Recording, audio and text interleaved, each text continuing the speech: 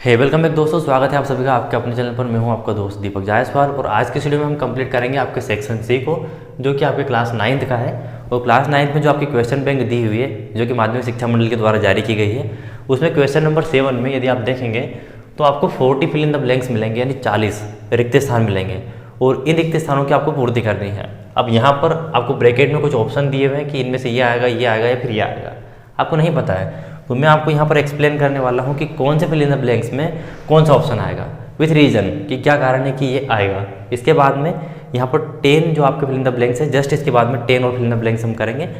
इस तरह से 2 वीडियो में आपके 40 फिल इन द ब्लैंक्स समझ में आपको आ जाएंगे। और यदि नहीं समझ में आते हैं, कोई सा आपको ऐसा लगता है कि सर आपने समझाया है वो हम नहीं समझ पा रहे हैं, तो आप मुझे कमेंट बॉक्स में कह सकते हैं इस वीडियो के, तो मैं आपको एक्सप्लेन कर दूँगा। यहाँ पर हम पहले फिल इन द ब्लैंक्स को स्टार्ट कर रहे हैं। इसके पहले मैंने अनसीन पैसेज की वीडियो कंप्लीट करवा दिए हैं, जो कि आपको 9th की क्वेश्चन बैंक में मिल जाएंगे। प्लेलिस्ट बनी हुई चैनल पर जाकर आप विजिट कर लीजिएगा। वीडियो को एंड तक देखिए, उसके बाद यदि अच्छा लगे तो लाइक करके जरूर जाइएगा। यहाँ पर आप पहला फिल इन द ब्लैंक्स देखिए, जिसमें लिखा है sun rises in the east, यानी जो सूर्य है वह उदय होता है पूर्व दिशा से। आप सभी जानते हैं। यदि आपको इसका हिंदी अर्थ नहीं आ रहा है, कोई बात नहीं है, आपसे कहा गया है कि आपको ए, एन और दी में से एक लगाना है। अब जो ए, एन और द है या फिर जो दी है, इसमें से आप एक लगाएंगे तो ये आर्टिकल्स है आपका, और आर्टिकल लगने के कुछ नियम होते हैं कि आपका जो ए है और एन है, ये दोनों सिंगुलर के साथ आते हैं, सिंगुलर नाउन के साथ में आते हैं। और जो आपका द है, यह सिंगुलर प्लूरल दोनों नाउन के साथ आ सकता है, और ये डेफिनेट आर्टिकल होता है। कैसा आर्टिकल होता है ये? डेफिनेट। अब डेफिनेट का मतलब जो चीज़ें निश्चित हैं उन्हीं के आगे आता है। इस सेंटेंस को आप देखिए, जो इस दुनिया में यूनिक है, इकलौता है, वो डेफिनेट है, यानी निश्चित है कि ये है ही, उन चीज़ों के आगे हम आर्टिकल द लगाते हैं। तो आपके सामने यहाँ पर लिखा है सन। क्या लिखा है? सन लिखा है। अब आप खुद मुझे बताइए, जो सन है वह डेफिनेट है कि इनडेफिनेट है? मतलब निश्चित सिर्फ एक ही सूर्य है पूरे वर्ल्ड में कि बहुत सारे जो आपको दिखाई देता है? आप कहेंगे सर एक पृथ्वी और एक सूर्य है, तो जो चीज़ें डेफिनेट है उनके आगे हम आर्टिकल कौन सा लगाते हैं? द लगाते हैं। और जो चीज़ें डेफिनेट नहीं है, जिनके बारे में हमें जानकारी नहीं है और जो कि एक वचन है, उनके आगे हम ए और एन लगाते हैं। ए और एन में अलग अलग तरीके से लगाते हैं, लेकिन अभी हमें इनसे कोई मतलब नहीं है। जैसे आते जाएंगे मैं आपको समझाता जाऊँगा। तो आप सिंपल से समझ गए कि सर सूर्य एक ही है, तो यहाँ पर आ जाएगा डेफिनेट आर्टिकल द। सिंपल, सूर्य एक ही है, इसके जैसा कोई दूसरा है नहीं, और ये यूनिक है अपने आप में, इसलिए हमने यहाँ पर द लगा दिया। सेकंड नंबर का आप देखिए, आई डिडंट बाय मैंगोज। इसका हिंदी अर्थ होता है कि मैंने मैंगो नहीं खरीदे। आपसे पूछा गया है कि इसमें सम आएगा कि एनी आएगा। यदि आप देखा जाए कि सम का मतलब क्या होता है, तो सम का मतलब होता है कुछ, और एनी का मतलब होता है कोई या फिर कुछ। इसका मतलब होता है कुछ, और इसका मतलब होता है कोई या फिर कुछ, दोनों अर्थ देता है। इनको क्या कहते हैं? इनको डिटरमाइनर्स कहते हैं, जो कि दी हुई नाउन को डिफाइन करते हैं कि यह एक वचन है कि बहुवचन है। यहाँ पर आप देखिए मैंगोज, आप सभी देख पा रहे हैं, मैंगोज अपने आप में बहुवचन है क्योंकि लास्ट में ईएस लगा हुआ है। सम और एनी एक वचन और बहुवचन दोनों में आते हैं। तो सर यहाँ पर फिर आएगा क्या? तो जो सम है ये हमेशा पॉजिटिव सेंटेंस के साथ आता है। कैसे सेंटेंस के साथ आता है? पॉजिटिव, यानी सेंटेंस को पढ़ते वक्त आपको लगे कि उसमें कहीं पर भी नॉट का उपयोग नहीं किया गया है या फिर क्वेश्चन मार्क का उपयोग नहीं किया गया है, तो उस वाले सेंटेंस में आप सम लगाएंगे। एनी कहाँ लगेगा सर? इसका मतलब एनी लगेगा आपका नेगेटिव सेंटेंस में या फिर क्वेश्चन मार्क में, यानी प्रश्नवाचक और नेगेटिव यानी नकारात्मक सेंटेंस में आपका एनी लगेगा। अब आप खुद देखिए इसको, आई डिडंट या I did not buy mangoes, मैंने आम नहीं खरीदे, मैंने कुछ आम नहीं खरीदे या फिर मैंने कोई आम नहीं खरीदे। तो हिंदी अर्थ के अनुसार आप तो कह देंगे सर मैंने कोई आम नहीं खरीदे, तो एनी लग जाएगा। लेकिन यदि आपको हिंदी अर्थ नहीं भी आता है, तो सीधी सी बात है, आप देखते ही पहचान जाएंगे कि आपको ये डिड नॉट लिखा मतलब ये कैसा सेंटेंस है? नेगेटिव है, नकारात्मक अर्थ दे रहा है। तो इसलिए नेगेटिव और प्रश्नवाचक में एनी आता है, तो यहाँ पर आप बिना सोचे समझे क्या लगा देंगे? एनी लगा देंगे। इसमें आपको कोई डाउट नहीं हुआ होगा कि आई did not by any mangoes. Clear है? अगर यहाँ पर नॉट नहीं होता आई, तो डिड भी नहीं होता, आई बाय मैंगोज, तो फिर यहाँ पर आपका सम आ जाता। कब आ जाता? जब यहाँ पर नॉट नहीं होता। अब थर्ड नंबर का ये एग्जाम्पल देखिए, ही इज इंजीनियर, वह इंजीनियर है। अब यहाँ पर आपको फिर से आर्टिकल दिए है ए, एन और द। अब आप बताइए, इस दुनिया में बहुत सारे इंजीनियर हैं, वैसा ही एक इंजीनियर है, तो क्या यहाँ पर कोई निश्चित बात हो रही? क्या निश्चित बात नहीं हो रही। यहाँ पर ऐसा नहीं कहा जा रहा कि यह वही इंजीनियर है जो इसके जैसा कोई दूसरा नहीं है, या फिर यूनिक है, या दुनिया में एकमात्र इकलौता है, ऐसा कुछ कहा जा रहा है क्या? आगे नहीं कहा जा रहा है। मतलब ये इंजीनियर डेफिनेट नहीं है, निश्चित नहीं है, ऐसे बहुत सारे इंजीनियर हो सकते हैं, वह एक इंजीनियर है, सीधी बात है। तो डेफिनेट आर्टिकल द आएगा नहीं, कोई यूनिक इंजीनियर एक ही नहीं है ये अकेला। अब हमारे पास यहाँ पर ऑप्शन बचे हैं ए और एन, ये दोनों एक वचन के साथ आते हैं, और ये इंजीनियर भी यहाँ पर अकेला है, यहाँ पर इंजीनियर्स नहीं लिखा है कि हम द लगा दें, तो ये दोनों एक वचन में आते हैं, तो यहाँ पर क्या आएगा? तो आर्टिकल का नियम होता है कि जो ए होता है ना, वो आपके कॉन्सोनेंट यानी व्यंजन का जहाँ उच्चारण होता है वहाँ आता है। व्यंजन का उच्चारण यानी आप क ख ग घ ऐसे जब बोलते हैं तो ये आप व्यंजन बोलते हैं, और जब आप बोलते हैं अ ई, या फिर आप उच्चारण करते हैं किनका? ए ई आई ओ यू, इनका आप उच्चारण करते हैं। बात ध्यान देना, मैंने ऐसा नहीं कहा है कि ये जहाँ पर आएंगे, जहाँ पर ए ई आई ओ यू आएंगे वहाँ की बात नहीं कर रहा हूँ, जैसा हम इनका उच्चारण करेंगे ए ई आई ओ यू, अगर ऐसा उच्चारण हो रहा है किसी भी वर्ड्स का स्टार्टिंग में, तो हम वहाँ पर एन लगाएंगे। यानी जहाँ पर स्वर का उच्चारण होता है, हिंदी वाले स्वर का उच्चारण यदि किसी भी वर्ड को पढ़ते वक्त हो रहा है, किसी भी शब्द को पढ़ते वक्त हो रहा है, तब हम वहाँ पर क्या लगाते हैं? हम वहाँ पर आर्टिकल लगाते हैं एन। और जहाँ पर व्यंजन का उच्चारण होता है वहाँ पर हम क्या लगाते हैं? ए लगाते हैं। तो आप इसको पढ़ के देखिए, इसको हम पढ़ेंगे इंजीनियर। क्या पढ़ेंगे? इंजीनियर। आप खुद मुझे बताइए कि ये हिंदी वर्णमाला का ई है या नहीं है, और आप इसका उच्चारण हिंदी वर्णमाला के ई में भी कर रहे हैं और अंग्रेजी वर्णमाला के ई में भी कर रहे हैं, मतलब कुल मिलाकर ये स्वर है, तो इस स्वर का है क्या आ जाएगा? An. He is an engineer. A नहीं आएगा क्योंकि यहाँ पर व्यंजन नहीं है, कॉन्सोनेंट साउंड का उच्चारण नहीं हो रहा है, इसलिए यहाँ पर एन आएगा, ए नहीं आएगा। आपके fill in the blanks number 4 पर आप आ जाइए। We to watch the movie yesterday. आपके पास दो वर्ब दी हुई है, ये फर्स्ट फॉर्म है और ये सेकंड फॉर्म है वर्ब की। यहाँ पर आप देखिए, हम मूवी देखने गए कल। अब आप ये कहेंगे, आप मुझे बताइए ये बीता हुआ कल है या फिर आने वाला कल है? तो आप कहेंगे सर बीता हुआ कल है। बीता हुआ कल मतलब पास्ट वाली बात हो गई, भूतकाल की बात हो गई। तो भूतकाल वाली बात हो गई तो आप सभी जानते हैं पास्ट इंडेफिनिट में वर्ब की सेकंड फॉर्म उपयोग करते हैं पास्ट वाले टेंस में, तो आपका ऑप्शन ये सही हो जाएगा। We went to watch the movie yesterday. यदि यहाँ पर ऐसा होता we to watch movie yesterday नहीं होता तो हम गो लगा देते, या फिर यहाँ पर टुमारो होता यानी आने वाले कल में मूवी देखने गए या जाएंगे, तो यहाँ पर विल होता और उसके बाद हम यहाँ पर गो लगा देते हैं। लेकिन इसको देखते हमें यह पता चल जाता है कि आपका टेंस पास्ट टेंस का है और पास्ट टेंस के लिए वर्ब की सेकंड फॉर्म उपयोग होती है पास्ट इंडेफिनिट में। तो यहाँ पर वी वेंट यानी कि हम कल मूवी देखने गए, ये इसका अर्थ हो जाएगा, और आपकी वेंट जो है वर्ब आ जाएगी। अगर यस्टरडे यहाँ पर नहीं होता तो हम नहीं पहचान पाते कि आपका सेंटेंस कौन सा है, तो फिर हम गो लगा देते हैं। अब हम यहाँ पर आ जाते हैं 5th नंबर वाले सेंटेंस पर, और 5th वाले नंबर सेंटेंस में ये कह रहा है कि there is not water in the pool, यानी कि जो पुल है उसमें पानी पर्याप्त नहीं है ऐसा कहा जा रहा है। पर्याप्त नहीं है, फिर अधिक नहीं है, बहुत नहीं है, ऐसा हम इसको बोल सकते हैं। तो हम देखते हैं कि ज़रा हमारे पास जो ऑप्शन दिए उनका अर्थ भी क्या हो रहा है। तो मच और मैनी का अर्थ होता है बहुत, कहीं, अनेक या फिर पर्याप्त, ये सभी अर्थ होते हैं मच मैनी दोनों के। तो आप यहाँ पर कह सकते हैं कि पुल में पर्याप्त पानी नहीं है, पुल में बहुत पानी नहीं है, कहीं और अनेक यहाँ पर सूटेबल नहीं है, इसलिए हम अर्थ इसका ऐसा नहीं निकाल सकते। तो यहाँ पर वाटर जो दिया है ये आपका नाउन है। नाउन क्या होता है? Noun is the name of any person place or thing. आप सुनते आ रहे हैं नाउन यानी संज्ञा जो है किसी व्यक्ति वस्तु या स्थान के नाम को कहते हैं।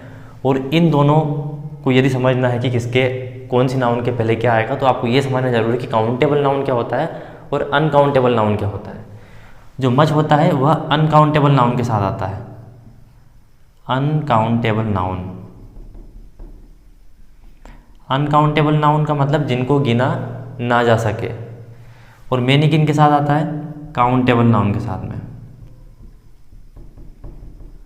अब आप कहेंगे कि सर थोड़ा समझाओ ठीक से। तो अनकाउंटेबल का मतलब जिनको गिना ना जा सके, मतलब जिनको 1 2 3 नहीं किया जा सके, कि मेरे पास 1 कार है, 2 कार है, 3 कार है, 10 घड़ियाँ हैं, मेरे पास 15 स्पेक्टिकल्स है, या फिर मेरे पास 5 बेंगलोज है यानी बंगलो है, ऐसा हम जिनके आगे हम नंबर पुट कर सके उनको आप कहते हैं काउंटेबल नाउन्स यानी गिनने योग्य संज्ञा है।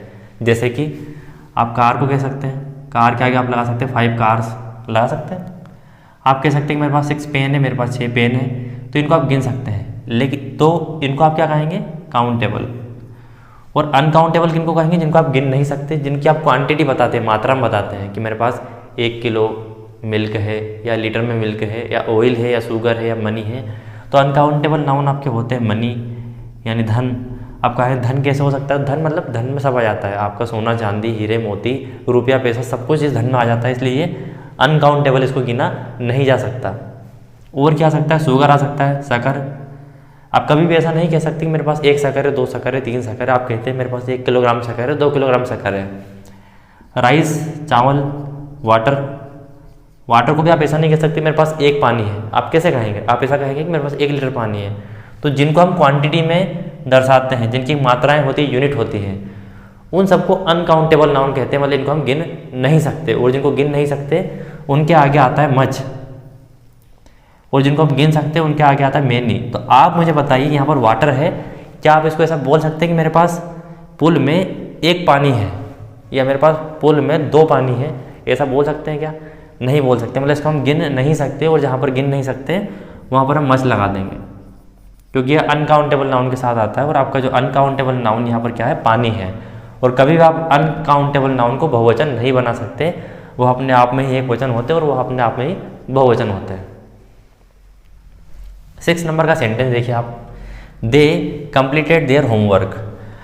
आपके पास यहाँ पर हैज और हैव हेल्पिंग वर्ब है, और यदि आपने प्रेजेंट परफेक्ट टेंस पढ़ा होगा तो ये दोनों हेल्पिंग वर्ब है उस टेंस की, और उस टेंस की हेल्पिंग वर्ब है तो दे के साथ, यानी जो कि ये सब्जेक्ट आपका कैसा है, बहुवचन सब्जेक्ट है। बहुवचन सब्जेक्ट सर प्लूरल सब्जेक्ट है।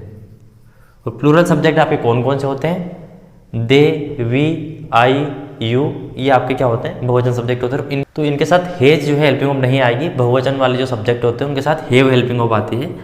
तो आपका ऑप्शन यहाँ पर हेव सही हो जाएगा। यदि यहाँ पर ही, सी, इट, नेम होता तो हम हेज लगा देते। तो इसका अर्थ हो गया कि उन्होंने अपना होमवर्क कंप्लीट कर लिया है या फिर वो कर चुके हैं। 7 नंबर का आप सेंटेंस देखिए, क्रिसमस इज सेलिब्रेटेड 15 दिसंबर। यानी जो क्रिसमस है, क्रिसमस आप सभी जानते हैं जो कि 25 दिसंबर को सेलिब्रेट किया जाता है। तो 25 दिसंबर को 25 दिसंबर में या 25 दिसंबर पर सेलिब्रेट किया जाता है। इन जो है प्रीपोजिशन है और ओन भी एक प्रीपोजिशन है।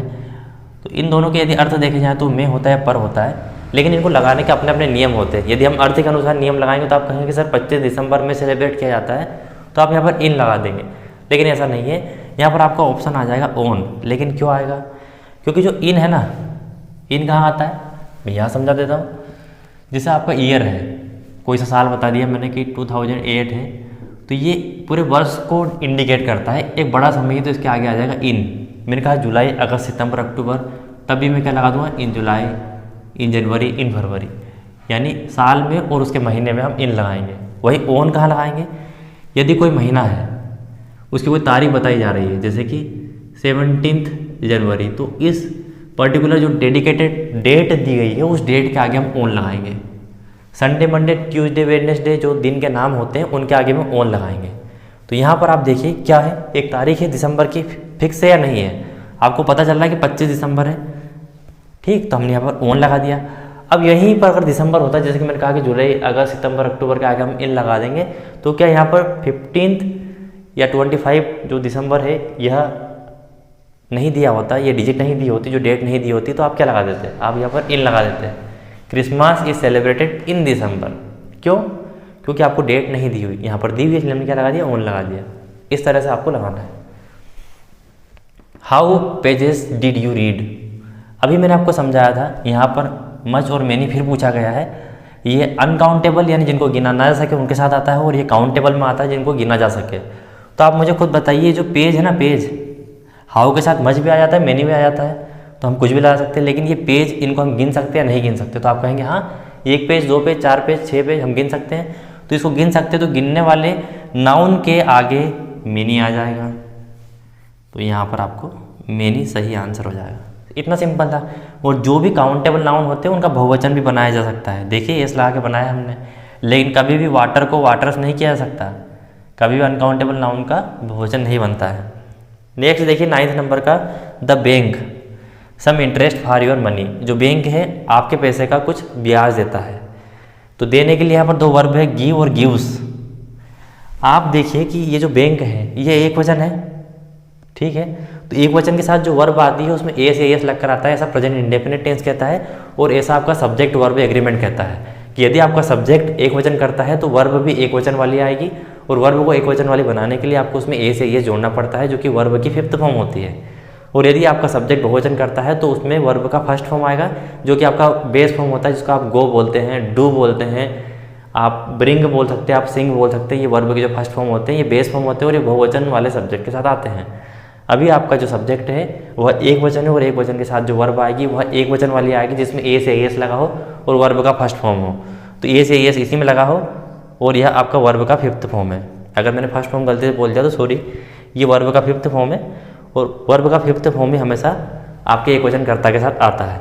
तो एक वचन कर्ता आपका बैंक है, द बैंक, ना कि द बैंक्स कहा गया है, ऐसा नहीं है। सिंगुलर है तो सिंगुलर के साथ यहाँ पर गिव आ जाएगा, और फिर हम उसमें क्या लगा देंगे, एस लगा देंगे। तो एक वचन वाले सब्जेक्ट के साथ में एक वचन वाली वर्ब आ गई। अगर मैं यहाँ पर गिव लगाता तो गिव बहुवचन सब्जेक्ट के साथ में लगने वाली वर्ब है। अगला वो लास्ट वाला सेंटेंस है आपका, द रेनी सीजन, यानी जो वर्षा का मौसम है, स्टार्ट्स प्रारंभ होता है, द समर गर्मियों के पहले या गर्मियों के बाद में। बिफोर का मतलब पहले, आफ्टर का मतलब बाद में। तो आप बताइए कि जो वर्षा का सीजन हो गर्मी के बाद ही स्टार्ट होता है, तो रेनी सीजन स्टार्ट आफ्टर, यानी गर्मियों के बाद रेनी सीजन स्टार्ट होता है। तो यहाँ पर आपका सही आंसर हो जाएगा आफ्टर। सिंपल सा, अगर आप पहले लगा देते हैं तो इसका अर्थ ये हो जाता है कि जो बारिश का मौसम है वह गर्मियों के पहले प्रारंभ होता है, तो ये गलत हो जाता है। ये 10 के 10 fill in the blanks I hope आप सभी को समझ में आ गए होंगे। वीडियो थोड़ा हमारा बड़ा हो गया, तो इसके बाद वाले जो 10 फिल इन द ब्लैंक्स हम अगले वीडियो में कवर कर लेंगे। थोड़ा समझाने के चक्कर में थोड़ा वीडियो बड़ा हो जाता है। यदि आपको कोई भी सेंटेंस में समझ में नहीं आया है तो आप मुझसे कमेंट बॉक्स में बोल सकते हैं, अगले वीडियो में हम कवर कर लेंगे, जो कि कल आने वाला है। आप इस तरीके से स्टडी करते रहिए, अपने क्वेश्चन बैंक को कंप्लीट कीजिए मेरे साथ में। आपको कोई सवाल हो तो आप कमेंट बॉक्स में इंस्टाग्राम पर या टेलीग्राम पर मुझसे पूछ सकते हैं। इस वीडियो को शेयर कीजिएगा यदि आपको पसंद आया हो तो, और ऐसे वीडियो यदि आपको चाहिए तो भी आप कमेंट बॉक्स में बता सकते हैं। मिलते हैं दोस्तों ऐसे अलग इन्फॉर्मेटिव वीडियो में, तब तक के लिए टाटा, बाय बाय।